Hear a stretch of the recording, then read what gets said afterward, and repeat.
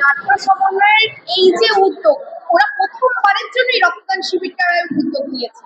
কেমন লাগছে আপনার এই বসিরহাটের বুকে? খুবই তো ভালো লাগছে। আর এটা তো আমাদের কাছে সবসময় কাম্য যে নাট্য সমন্বয় যে সংস্থাটা আছে সেটা আরো বেশি ভাবে মানুষের মাঝে পৌঁছাক। কারণ সত্যি কথা বলতে নতুন জেনারেশন এগিয়ে আসাটা খুব দরকার।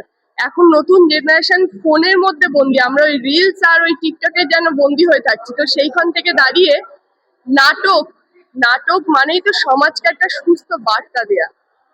আজীবন সেই নাটকের মাধ্যমেই সমাজকে বার্তা দিয়ে এসেছে। তো সেইখানে ইয়ং জেনারেশন এগিয়ে আসা খুব দরকার।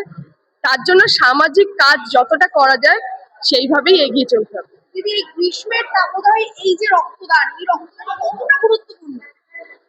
প্রচন্ড গরম যখন পড়ে আর প্রচন্ড যখন ঠান্ডা পড়ে তখন সত্যি খুব রক্তের ক্রাইসিস হয়। তো এখন তো হসপিটালে গেলে ডোনার ছাড়া মানে ব্লাড না দিয়ে ব্লাড পাওয়া যাচ্ছে না। তো সেইখানে দাঁড়িয়ে এটা খুবই দরকার এবং আরো সবাইকে এগিয়ে আসার জন্য তো আমি অনুরোধ করবো।